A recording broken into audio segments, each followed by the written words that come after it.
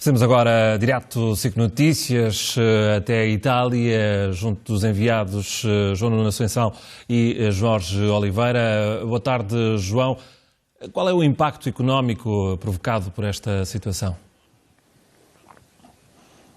Olá, Miguel.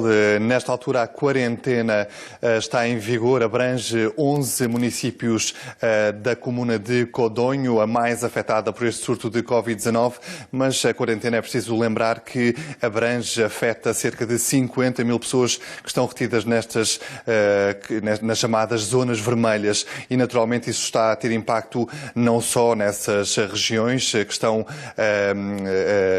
circundadas por um enorme cordão policial, como também nas regiões envolventes. Nesta altura estamos na cidade de Lodi, que não está em quarentena, mas está muito perto deste coração da epidemia, o coração do surto, passo o termo. Estamos no interior de uma empresa que foi fundada por uma imigrante brasileira, Sandra Lopes, está em Itália há quase 30 anos. Há cerca de 3 lançou esta empresa online de venda de vestuário e também de malas. E a quem pergunto, muito boa tarde, Sandra, qual é o impacto que este surto está a ter também na sua vida? Olha, a minha vida, posso dizer sinceramente que não mudou quase nada, mas a preocupação existe claramente, mas não tem motivo de alarmes, não, isto não. Só tomar as precauções que, como o governo nos indicou, e continuar com a vida, porque senão a Itália acaba. Em termos de rotina, alterou alguma coisa? Em termos de venda de produtos, como é que estão os supermercados? Os preços mantiveram-se? Agora, em termos do meu trabalho, não tive problema, porque eu vendo online. Aqui recebo uma pessoa a cada vez mais. Eu tenho que dizer que nos supermercados, nas outras lojas, está tendo muita especulação por quanto toca o produto de desinfetação, se fala, né? Desculpe, mas desinfetação. A muquina, essas coisas, os preços estão nas estrelas. Consegue dar-nos valores, a diferença do que era e o que é agora? Triplicou o preço, ou mais.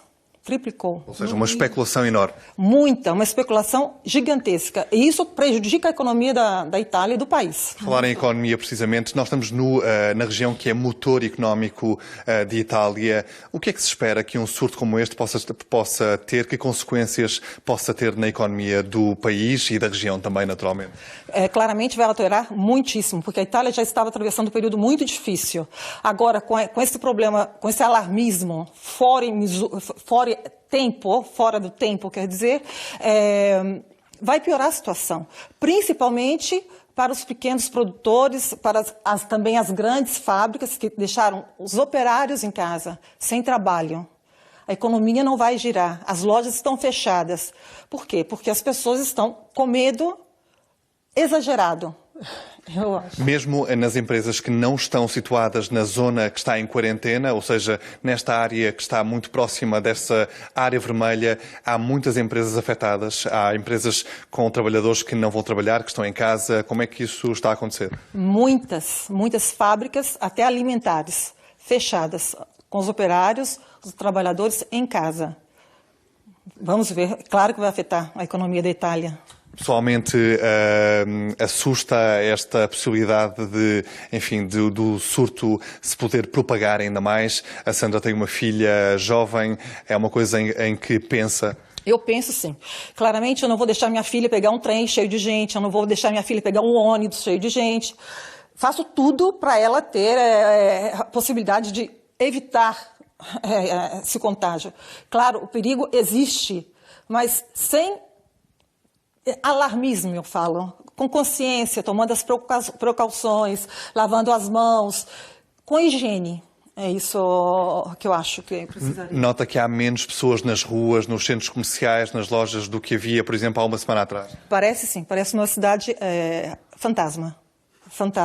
Escolas fechadas, universidades fechadas, supermercados, tem alguns que fecham, bares, tudo desse jeito. Muito obrigado. O que é certo é que, de facto, por precaução ou por medo, a verdade é que a maior parte das pessoas tem optado por ficar em casa, por permanecer em casa, e é de imaginar, naturalmente, o impacto económico que uma situação destas vai ter na economia, não só aqui da Lombardia, mas em toda a Itália. Obrigado, João. Ficamos aqui a perceber de que forma está a ter impacto este surto na zona de Milão e também as preocupações ou a ausência delas relativamente a este surto nesta mesma região. No Jornal das 7 está connosco o Pedro Costa Ferreira, é Presidente da Associação Portuguesa das Agências de Viagem e Turismo. Muito boa noite, obrigado pela sua presença. Boa noite, Gostava de perceber se já tem alguns dados ou alguma estimativa do impacto que possa ter esta preocupação generalizada que está agora a tomar conta também de algumas regiões da Europa. Não, de todo. De todo. Vamos lá ver.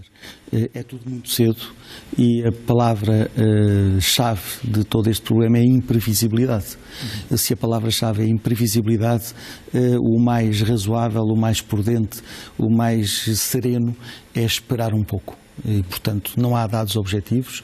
Se eu lhe disser que até à data, evidentemente que do ponto de vista macroeconómico do setor, temos um problema com viagens da China e para a China, esse já existe, vamos dizer desta maneira, existindo ainda não tem um efeito macroeconómico significativo, apesar de se falarmos de empresas, as empresas que estão especializadas, por exemplo, em viagens para a China ou viagens a receber de viagens de chineses, evidentemente que já houve impacto. A nível global ainda é cedo. Ainda assim há preocupações que alguns Estados já partilham com os seus concidadãos. Dou o exemplo, por exemplo, de Espanha, que desaconselha aquilo que chama de viagens não necessárias para as regiões afetadas, ou seja, aí se incluem estas regiões de Itália e os países do Extremo Oriente, nomeadamente. Isto poderá ter não impacto hoje, mas pode ter daqui a umas semanas ou no próximo mês. Imprevisível, temos que esperar. Vamos dizer o seguinte, em Portugal também há esse desaconselhamento. Há neste momento desaconselhamento para a China, incluindo Macau e Hong Kong, e para as áreas afetadas de Itália, jovens e crianças.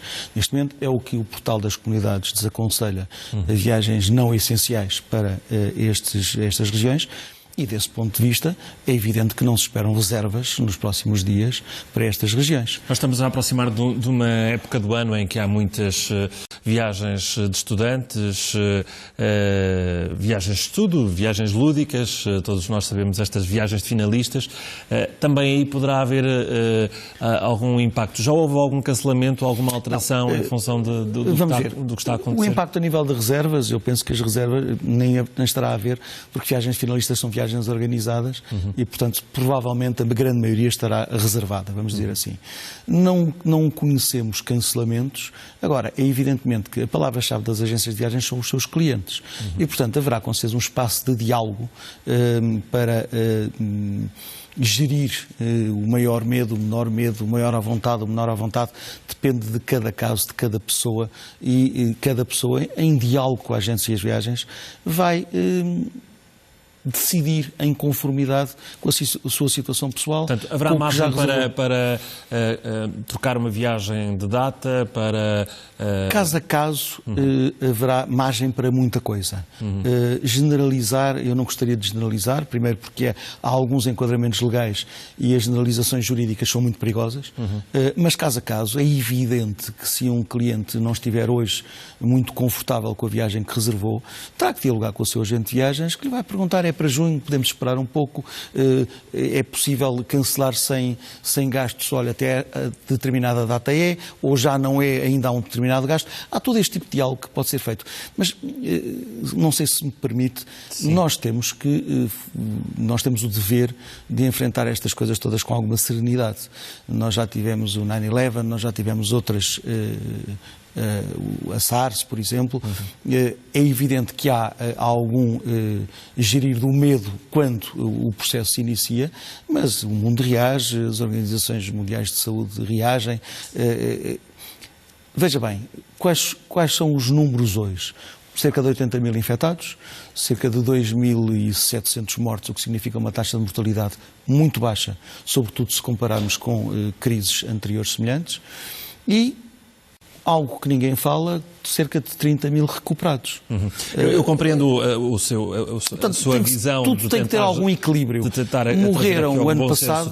Esse é o ponto. Mas bom senso é a palavra-chave. Técnicas, há restrições de circulação em algumas zonas, há algumas companhias aéreas que estão a gerir os seus voos em função das informações recentes que vão surgindo. Do ponto de vista técnico, normalmente as pessoas ficam preocupadas em perceber se estão a investir numa viagem e vão ficar em casa, ou se eventualmente vão até perder aquele dinheiro, até porque muitas seguradoras não contemplam questões relacionadas com epidemias ou pandemias. Mas existem seguros que as agências de viagens têm. No caso em que o portal das comunidades desaconselha, em princípio há seguros que cobrem esses sinistros. E, portanto, não é, uma vez mais, cada caso é um caso. Uma coisa é certa, fora das agências de viagens nem há espaço de diálogo, nem há hipótese de reembolso, a não ser que seja determinado pelos fornecedores. Nas agências de viagens há pelo menos esse espaço de diálogo importante e, em alguns casos, uma vez mais, não vamos generalizar, em alguns casos haverá tempo para esperar e nem sequer preciso de agir já, ou preciso de agir mas posso alterar um pouco, ou quero simplesmente cancelar, vamos lá ver se há reembolso ou não. Quais são os custos, o que é reembolsável, o que é que nós conseguimos obter dos nossos fornecedores, qual é o enquadramento legal. Há todo um espaço, não é novo para nós.